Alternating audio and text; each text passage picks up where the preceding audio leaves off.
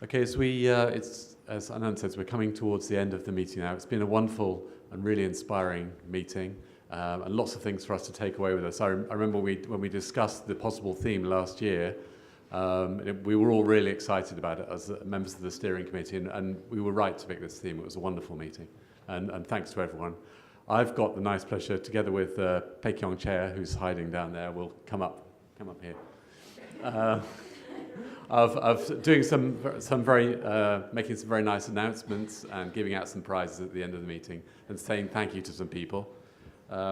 We've got about 15 minutes to do that, but one of the things we have to do involves a technological connecting someone on Skype, so I think probably we should start with that one. Yeah, let's start with that. Hopefully. So we're aiming to connect with, as you'll see, with Nancy Cass, who's expecting us. Hi, Nancy. And can you hear us? Good. Can you hear me? Yes, we can. Can everyone at the back hear? Good. Okay. Maybe Nancy, someone's going to hold the computer up so you can see the room.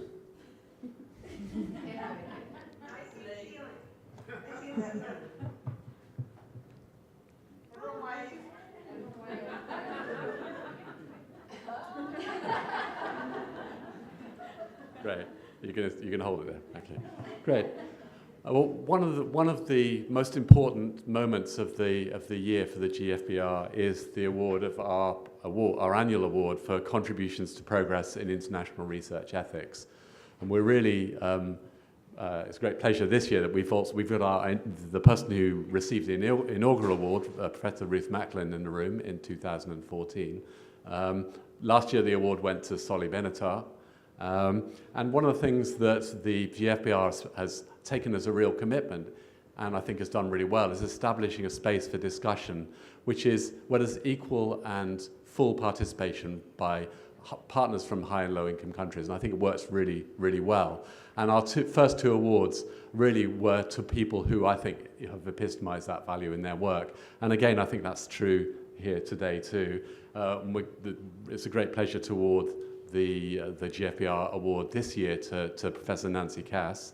I'm going to ask her to say a few words in a minute, but one of the things that really impresses me about Nancy's work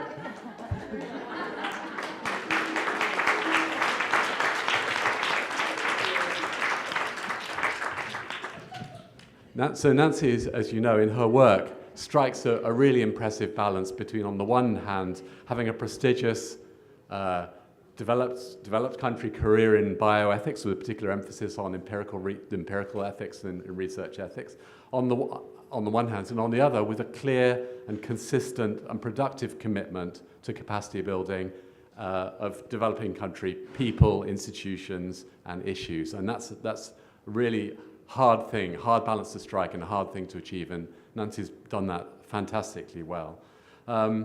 Many, as you all know, many of current leaders in bioethics and research ethics in low-income settings have benefited from and come through support from Nancy over the years.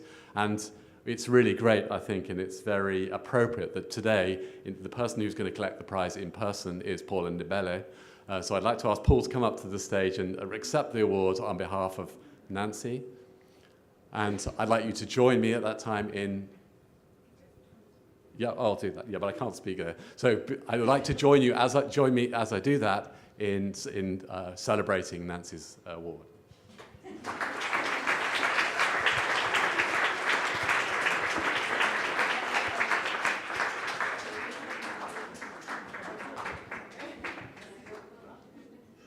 Congratulations, Nancy.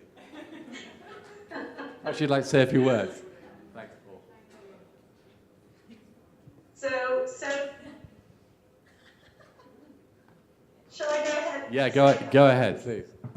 Yeah, thank you. So I am completely humbled to receive this. I certainly did not expect this, and I'm so grateful to the organizers who not only are providing me with this award, but who really, by virtue of all the people sitting in the room, are doing so much to support international research ethics. This field is still very young. I feel like it really started to get some traction in the late 1990s, although people like Ruth Matham have been working on it before then, and I always credit her with being one of the real mothers of our field. But in a sustained way with so much more, so many more brains in the mix, and more funders and commissions having commitments, I think happened really only 20 years ago or so. And to see that there's a meeting like this that brings people together to talk to each other and wrestle over the hard issues, because the hard issues continue to need to be wrestled with and talked about, is really the gift for our field. I wanted to also say that when I was starting to think about international research ethics, I turned to researchers to not only be my partners, but to educate me about what was really going on in the field for them. And I say that because my own view is that it continues to be essential for us as people working in ethics to partner with researchers who I continue to believe in most cases want to do the right thing. And to have us come together with researchers as a team to help navigate and figure out together, through, again, wrestling through difficult conversations, what is the right thing, will put us visibly and appropriately on the same side trying to navigate this. I have to sort of do a shout out for both the Fogarty International Center and Welcome. Fogarty was one of the first funders in this space. We had our own program to work with people in Africa for 17 years, thanks initially to Jerry Kirsch's vision, and more recently, the just astounding leadership of Barbara Simon, who is a supportive and collaborative program officer who provides guidance and yet gets in the way of innovation. And I have never had a project officer like Barbara. The Welcome Trust.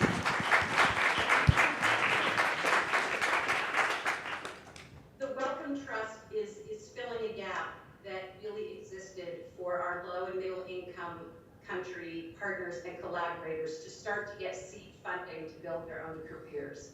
And I have recommended to so many colleagues from Africa in particular, where we've done more of our work, to apply for Welcome funding, and it has jump-started their career. And the ability to continue to recommend to people that they go to the Welcome Trust really allows people the opportunity to begin to build a career in bioethics when they're from a low-income country. And the last thing that I just want to say is, I know it sounds trite, but it takes a village. I certainly want to give a thanks to my colleagues at Johns Hopkins, who provided a great environment for me to work, in particular Adnan Haider and Joe Ali and Christina Halez. But all of our trainees, you know, it is the best thing in the world for me that Paul was the one who stood up to get the award. Paul started out in our program, the first year of our program in 2001. He now has a PhD thanks to the Fogarty Award in Doug Bossener's program in South Africa. And Paul is now my colleague and collaborator on multiple grants. This is the vision, it's being realized. People are at different places along this trajectory, but it's the classic thing that there's nothing more rewarding than having someone who was a trainee become a collaborator, and that's clearly what's happening at your meeting. It's happened in my professional life, and it's a great thing to see. So I'll stop at that. Thank you for being there. I'm present with you, and I'm really honored to have this.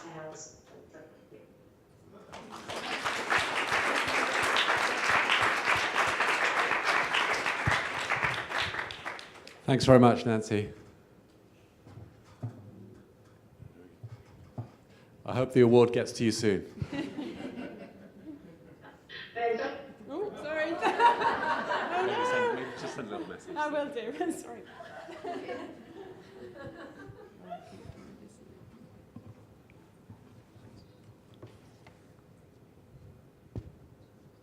one of the really nice things for me, leading on from that message from Nancy at the end, is to be doing this presentation, if that's the right word for this, with Pei-Kyung. Pei-Kyung and I are both linked with Oxford University, but we're also linked, perhaps more importantly in this context, to the Global Health Bioethics Network. And Pei-Kyung was one of the first recipients of our bursary program, and is also a PI on the grant. So it's great for us to be doing that too. Okay, so the next nice thing we have to do is to give out prizes for posters, which is I really like poster presentations. Sometimes people don't, but I think it's wonderful, and it's really nice to see examples of people's work. I really enjoyed going around and looking at them. We had a committee of people who looked at the posters and had to make the decision of giving out prizes, and it was a very difficult decision. We would have liked to give prizes to everyone, but Catherine made us choose. We had to pick two. So we had to pick a second prize and a first prize. So no, you can give out the prizes. Go ahead. So I'd like to begin by announcing the prize for the second prize for the poster, and that's for a poster from produced by Agueda Munoz from Peru. And please go ahead. Please come up and receive your prize. The poster, as you'll know, was on ethics policies and regulations about research in pregnancy in Latin America. And Pei-Kyung Chair reluctantly will give the prize.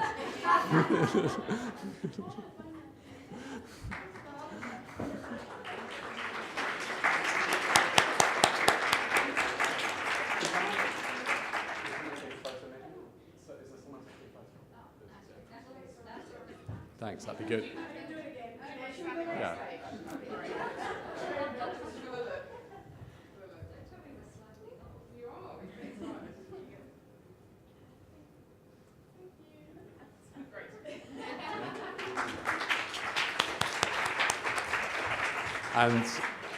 And the prize for the best poster goes to Titus Divala from Malawi for a post on. Go ahead. Congratulations, Titus. And the poster, as you will see, is on ethical and cultural challenges in conducting clinical research with pregnant women in Malawi. Congratulations.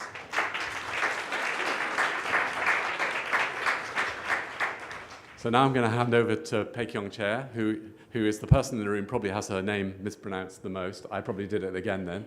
But we're going to have to learn to be able to say it properly over the next year, and you'll hear why now.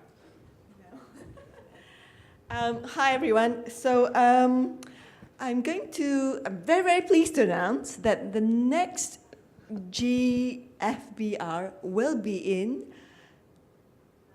Thailand.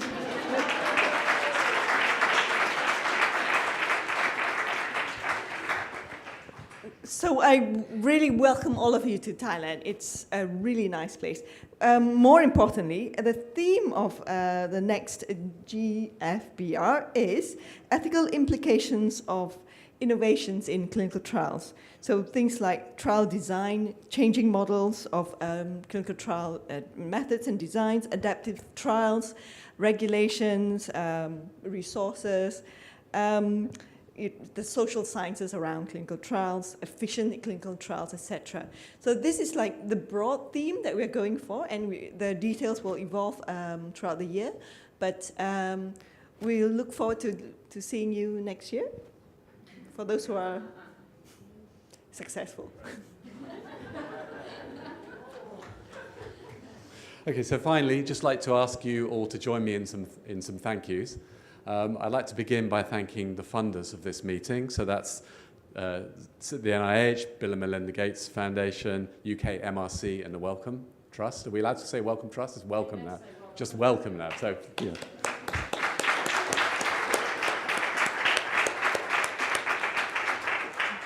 I'd also like you to join me in thanking our hosts here in Buenos Aires, Flaxo. It's great to be here, so thank you very much, Florencia.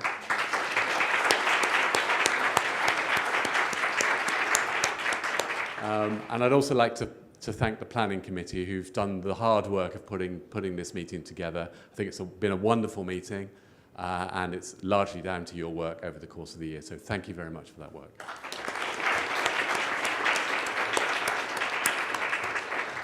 And finally, I'd like to thank the team at Wellcome that have really done the sort of hands-on work of making the meeting work. So Kirsty, Adrienne, Natalie, and of course Catherine.